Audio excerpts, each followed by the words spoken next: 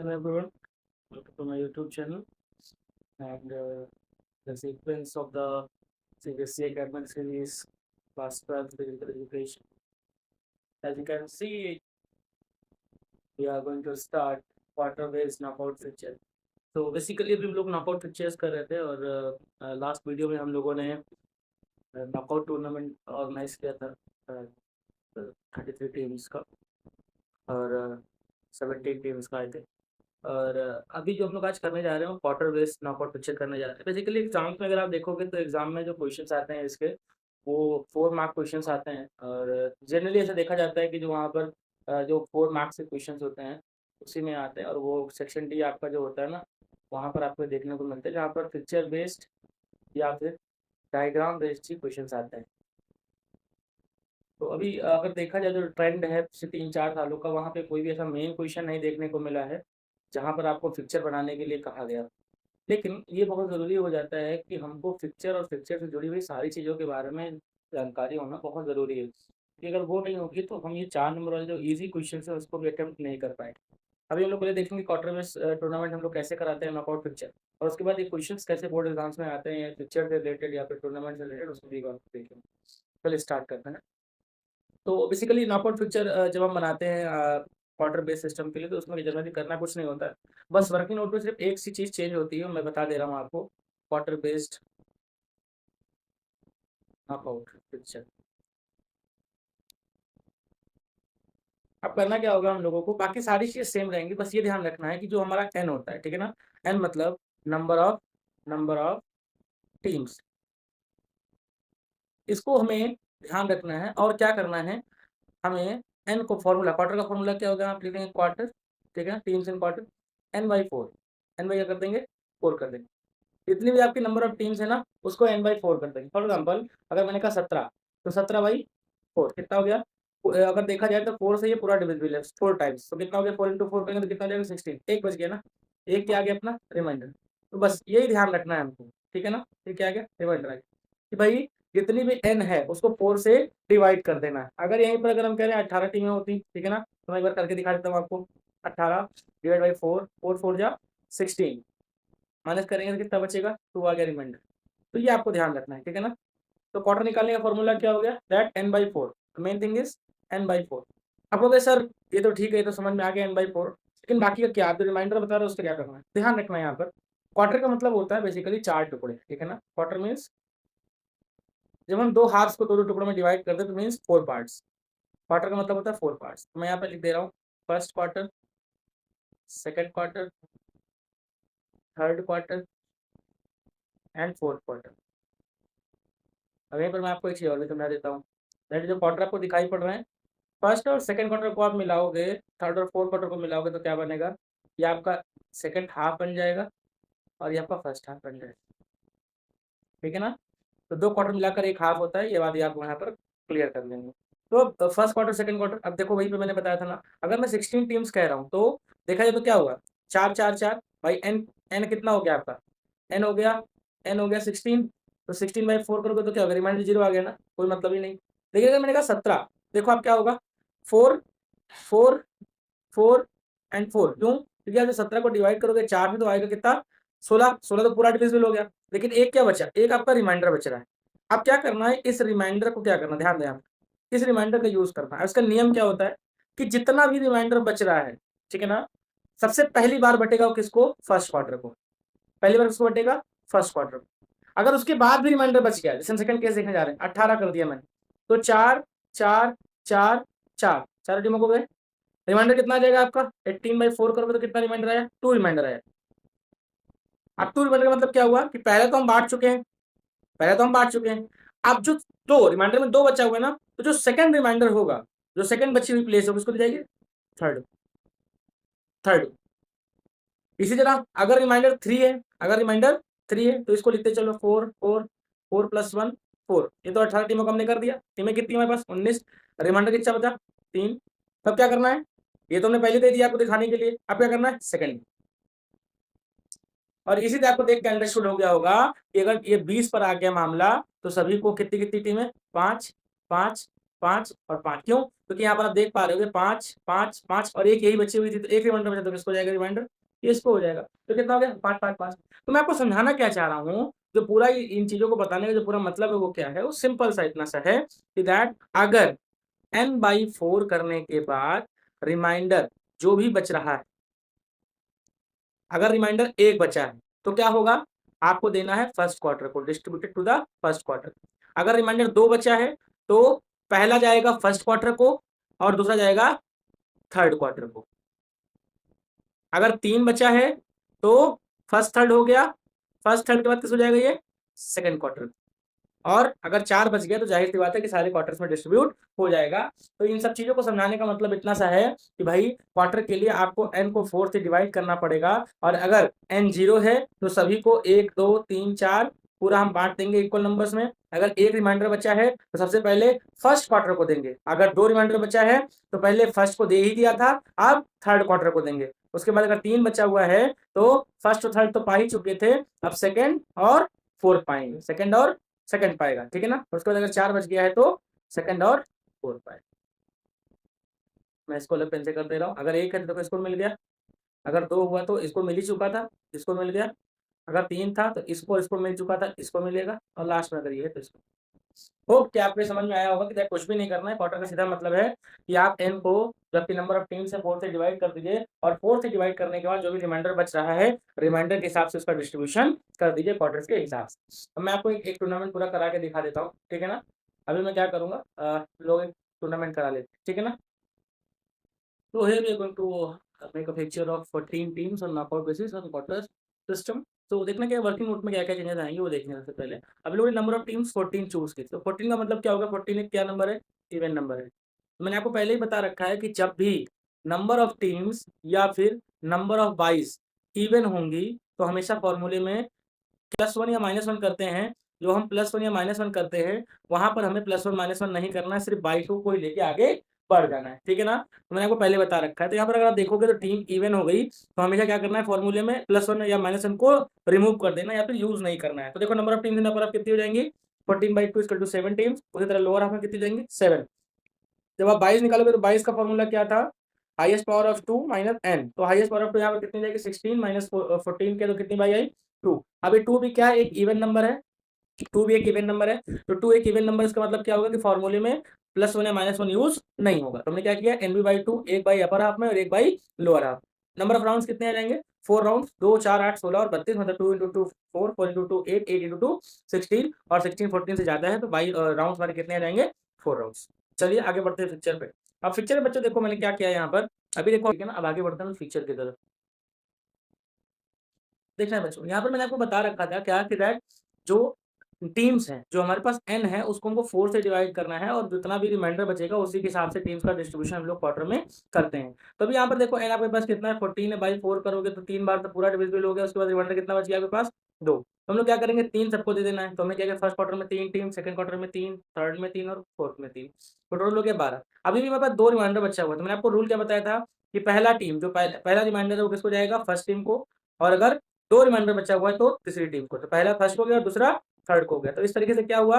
First quarter में 4 team, second में 3 team, third quarter में 4 टीम और फोर्थ क्वार्टर में 3 टीमें आपकी हो जाएगी। अब यहाँ पर बच्चों क्वार्टर सिस्टम में जो सबसे इंपॉर्टेंट चीज होती है, जहां पर पूरा जो चेंजेस होते हैं जो बहुत दिखाई पड़ते हैं, जो चेंजेस हम कह सकते हैं कि जो मेन चेंजेस हैं वो कहाँ पर होते हैं, तो वो देखिएगा बच्चों, वो होते हैं आपके डिस्ट्रीब्यूशन ऑफ वाई में। अब वो क्या होता है मैं आपको बता रहा हूँ। देखना यहाँ पर बच्चों कि हम लोगों ने देखा था कि दैट अपर हाफ और लोअर हाफ में एक और एक बाई आई थी ना। और हम लोग करते क्या थे यूजली कि यूजली जो बाई का डिस्ट्रीब्यूशन होता था वो अपर हाफ और लोअर हाफ के हिसाब से होता था, है ना। तो यहाँ पर बच्चों क्या करना है कि आप अगर देख पा रहे होगे कि यहाँ पर एक ट्रिक है, ठीक है ना। वो ट्रिक क्या है कि दैट जो भी नंबर ऑफ बाईज आपकी आ रही है ना, उन बाईज को क्या करना है, आपको इस दोनों क्वार्टर को आपको अपर हाफ और लोअर हाफ मान लेना है। अभी आप नहीं समझ पाए हो क्या करना है। आपको अपने क्वार्टर को ही अपर हाफ और लोअर हाफ मान लेना है। अब जैसे अगर आप यहाँ पर देखोगे, अगर हम पुराने रूल से करते तो पहली बाई लास्ट टीम को लोअर हाफ की और फर्स्ट बाई अपर हाफ की फर्स्ट टीम को होना चाहिए था। लेकिन मैंने यहाँ पर बाई को लास्ट क्वार्टर में रखा हुआ, कहां पर? फर्स्ट हाफ के या अपर हाफ के यहाँ वाले देखते, ठीक है ना। कितना जो लोगों ने बना रखा है 14 टीम्स का, कितने बाई आई आपकी? 2 बाई आई। पहला इसको देना है, दूसरा इसको देना है, देन टूर्नामेंट ऑर्गेनाइज करा ले हम लोग।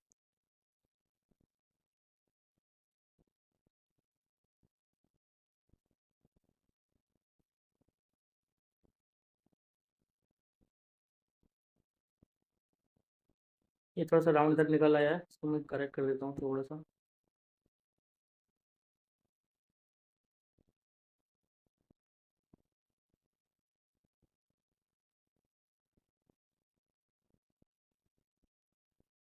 अभी देखो बच्चों, यहाँ पर अगर मैं यहीं पर क्या करता, बाई यहाँ पर डिस्ट्रीब्यूट कर देता, ठीक है ना, जो रूल कहता है, जो मैंने भी आपको बताया, अभी आपने देखा होगा वहां पर वो चीज नहीं दिखाई पड़ी, लेकिन जो रूल कहता है अगर उसके अकॉर्डिंग मैं यहाँ पर उस बाई का डिस्ट्रीब्यूशन करता, ठीक है ना, 4 5 6 और 7, लोअर हाफ लेता 8 9 10 11 12 13 एंड 14, तो देखो ये बनता क्वार्टर का सिस्टम कुछ, ठीक है ना, 4 यहाँ पर और 3 यहाँ पर ये सिस्टम बनता, पहली बाई इसको गई और रूल के अकॉर्डिंग दूसरी बाई किसको जाती, इसको जाती।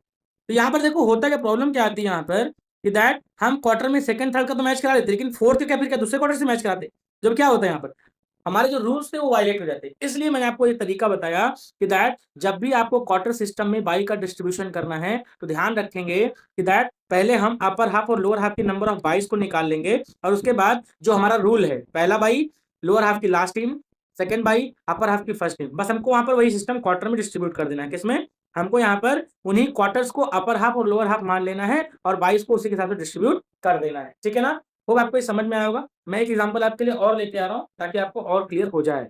मेरे बच्चों में 19 डेज का 19 डेज का पिक्चर हम लोग यहाँ पर करने जा रहे हैं क्वार्टर बेस पे, तो सारी चीजें फिर से एक बार देख लेते हैं। एन हो गया आपका 19, number of teams in upper half हो जाएंगे आपकी 19 + 1/2 that is 10 teams, and in lower half n - 1/2 that mean 9 teams. Number of बाइस 13 हो गई, अपर हाफ में आपके 6 बाइस होंगी और लोअर हाफ में 7 बाइस। Formula nb - 1/2 and nb + 1/2। Number of rounds आपके हो जाएंगे 5 rounds, and the most important thing that distribution of teams in quarter. तो क्या हुआ यहाँ पर दैट 19 / 4 इज इक्वल टू 4, तो कितना हो गया 4 चौक 16, 4 × 4 कितना हो गया आपका 16। तो 4 टीमें तो हमने सभी क्वार्टर्स को दे दी, 4 4 4 4 4, बचा कितना, रिमाइंडर कितना बचा 3, आपका रिमाइंडर आया 3, क्या है आपका रिमाइंडर। तो नियम क्या कहता है कि that first reminder will be given to the first quarter को दे दिया, then second reminder will be given to the third quarter, तो थर्ड क्वार्टर को दे दिया, and third reminder will be given to the second quarter, तो यहाँ पर हम लोग सेकंड क्वार्टर को दे दिया। तो इस तरह क्या हुआ कि दैट फर्स्ट क्वार्टर में 5, सेकंड क्वार्टर में 5, थर्ड क्वार्टर में 5 और फोर्थ क्वार्टर में 4 टीमें आई, और इनका टोटल अगर आप करोगे तो आगे दैट इज 90, ठीक है। आगे बढ़ते हैं पिक्चर पे। यहाँ पर देखेंगे बच्चों क्या हुआ, 10 मैंने आपको बता रखा है कि दैट नंबर ऑफ टीम्स लोगों ने कर लिया, अपर हाफ कर लिया, लोअर हाफ कर लिया, देन क्वार्टर्स में डिस्ट्रीब्यूट कर दिया, ठीक है। अब यहाँ पर जो मैंने आपको बताया क्या, जो मेन फंडा है दैट डिस्ट्रीब्यूशन ऑफ बाइस। अब देखो यहाँ पर क्या होगा, मैंने अभी आपको बताया कि दैट इट क्या हुआ, अपर हाफ में 6 बाइस जा रही है और लोअर हाफ में 7 बाइस जा रही है। करना कुछ भी नहीं है, बस आपको यही ध्यान रखना है कि आप टोटल में मत कंफ्यूज हो मुझे 13 बाइस बांटने, आप क्या करो एक हाफ को पकड़ लो और उसी को डिस्ट्रीब्यूट करो। जैसे यहाँ पर 6 है, ठीक है ना, नंबर ऑफ बाइस कितनी अपर हाफ में 6 है। मैंने आपको क्या बताया कि आपको अपने क्वार्टर को ही अपर हाफ और लोअर हाफ मान लेना है, ठीक है। अब यहाँ पर क्या करेंगे दैट पहली बाई रूल के according, second bye, then third bye, and then fourth bye, then this one is fifth, and the last one is six bye, ठीक है। तो इसी तरीके से हम यहाँ पर आएंगे, 7 बाई हम लोग को बांटनी है, ठीक है ना, 1 2 3 4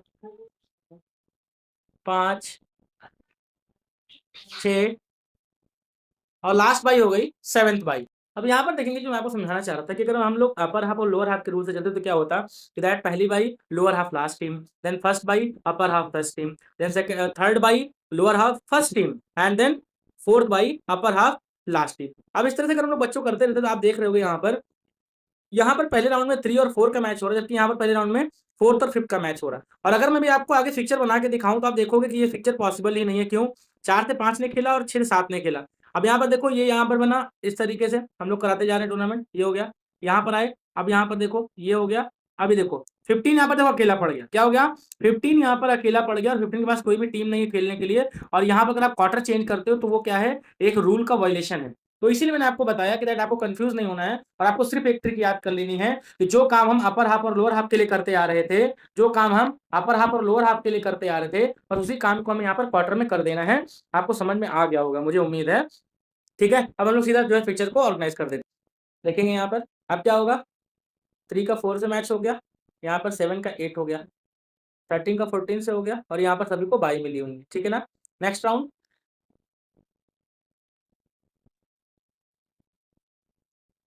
फर्स्ट सेकेंड, यहाँ का विनर यहाँ खेलेगा 6 7 से, 9 का 10 से हो गया, 11 12, देन 13 14 का विनर जो होगा 15 से खेलेगा, 16 17 और 18 19।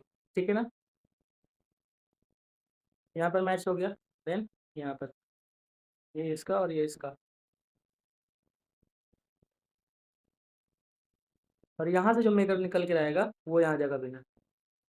अब बच्चों अगर आप इस पिक्चर को देख पा रहे होगे तो सिंपली आप देख पा रहे हो कि जो भी मैचेस हैं वो क्वार्टर में ही हुए हैं। यहाँ पे अगर कट करके आपको दिखाऊं, ठीक है ना, मैं यहाँ पर अगर आपको कट करके दिखाता हूँ तो आप देखोगे क्वार्टर का मैच क्वार्टर में ही हुए हैं और जो हाफ के मैच होने चाहिए वो हाफ में ही हुए हैं। दैट मीन्स ये पिक्चर टोटली सही है और यही सही तरीका भी आपको क्वार्टर बेस में करने का, जो मैं आपको बताया था कि ये चीज जो ट्रिक है यही आपको समझना है कि दैट जो नंबर ऑफ बाइज आएंगे आप फर्स्ट क्वार्टर और सेकंड क्वार्टर को अपर हाफ और लोअर हाफ मार्क के बाइज का डिस्ट्रीब्यूशन कर दोगे। ठीक है ना, समझ में आया होगा। अब बच्चों में क्या करता था, मैंने आपसे कहा था कि मैं आपको बताऊंगा कि दैट सेक्शन डी में जो क्वेश्चंस आते हैं वो पूछने का तरीका क्या होता है। अब बच्चों यहाँ पर क्या करें, ये आप देख पा रहे हो, ये पिक्चर आपको वहां पर दे देगा, ठीक है ना, ये पिक्चर को आपको वहां पर वो दे देगा और आपसे क्वेश्चन पूछेगा। जैसे उसने क्वेश्चन नंबर 1 पूछ लिया, दैट या और कोई भी चीज आपको वहां पर वो नहीं देगा, सीधा क्या पूछेगा कि that what will be the that what will be the number of byes in upper half. आप वो देखने में तो बहुत आसान क्वेश्चन, आप यहाँ से बाई काउंट कर सकते हो, 1 2 3 4 और आप यहाँ पे सीधे आप दे सकते हो आंसर के 6 बाई होंगे। तो इस तरह के क्वेश्चंस भी आते हैं, लेकिन कई बार वो क्या करता है, इन क्वेश्चंस को टफ करता है। क्या क्वेश्चन को सेम रखेगा, क्या that what will be the number of byes in upper half if लगा देगा और क्वेश्चन देगा देयर आर 23 टीम्स। आपको यहाँ पे क्या करना पड़ेगा, आपको यहाँ पे कैलकुलेट करना पड़ेगा हाईएस्ट पावर ऑफ 2 से। क्या अब आप कैसे निकालोगे, दैट आप कैलकुलेट करोगे कि दैट n हो गया आपका 23, ठीक है ना। तो अभी क्या हो जाएगा कि दैट 23 को आप फॉर्मूला लेके जाओगे तो 32 माइनस 23 इक्वल टू 9/22 और फॉर्मूला के अकॉर्डिंग क्या हो जाएगा NB minus 1/2, that means 9 1/2 equal to 4/22 in upper half.